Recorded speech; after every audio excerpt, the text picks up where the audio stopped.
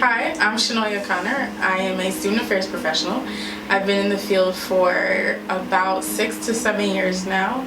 I had the privilege of doing my undergraduate work at Appalachian State University and then went on to get training at Virginia Tech in the master's program there for educational leadership, also known as higher education.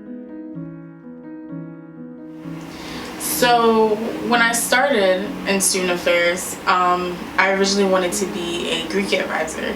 I thought I was on the road to advising the National Panhellenic Council and developing students through Greek leadership.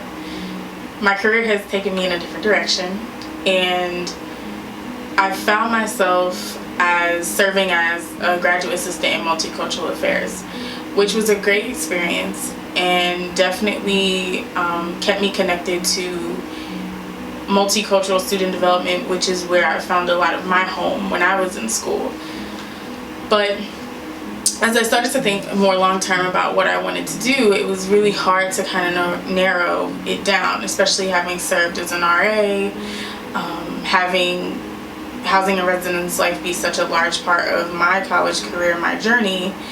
It wasn't something that I was ready to give up on just yet.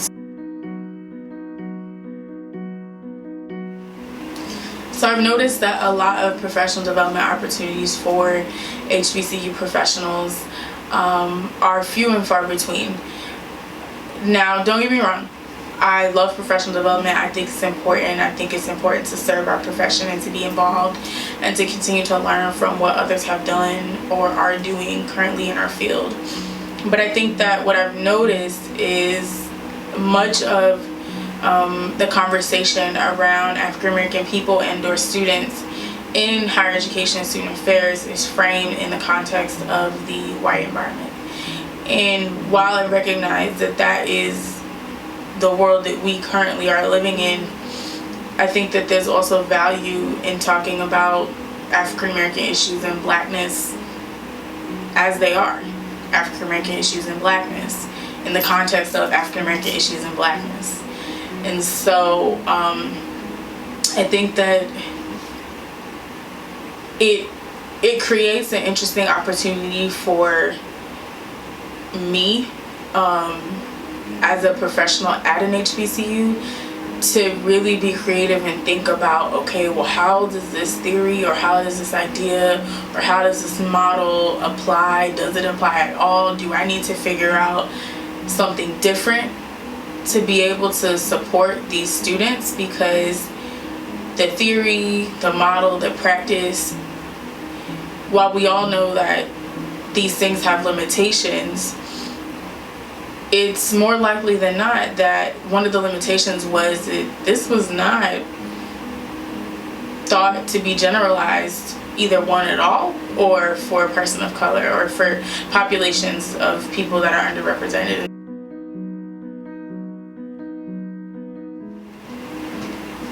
So something that I learned from a teacher in terms of talking to people and listening to people was to always listen for themes. And so when you hear people repeat things over and over again, or you start to hear kind of the same thing, or you start to hear a value come out in consistent conversations with them, then you've identified a theme.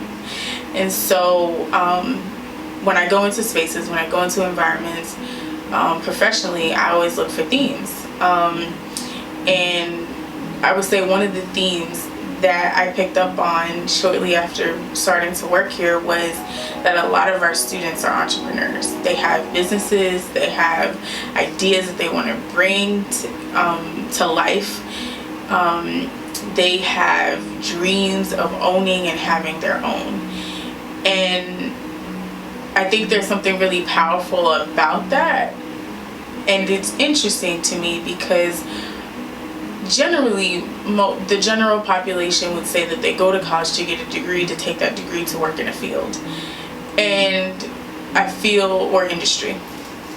But I feel like our students here, they're getting that degree and they may want to turn that into a business or entrepreneurial project of some sort. But for many students, their degree is a part of their life, and their entrepreneurial project is the way that they want to live to bring in an income, or it's another part of their life or another means to make an income in addition to whatever industry or field they decide to pursue. So that was really interesting to me, because literally every student I talk to tells me about a business that they have. And I think that that is a good example of something that we need to, and when I say we, I mean HBCUs or professionals at HBCUs really need to figure out, how are we going to support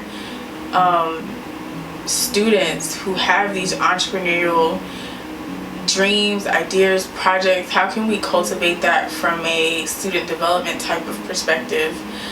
How can we infuse that into our curriculums?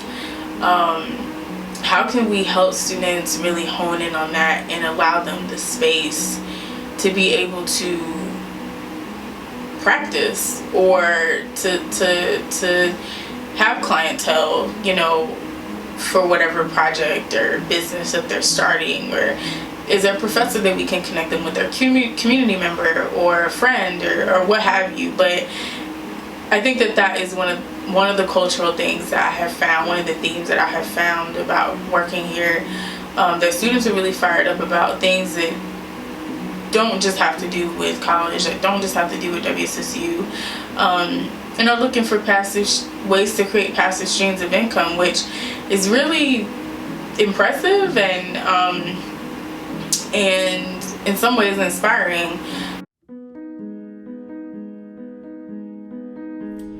Find mentors, find people in the community that you can connect with.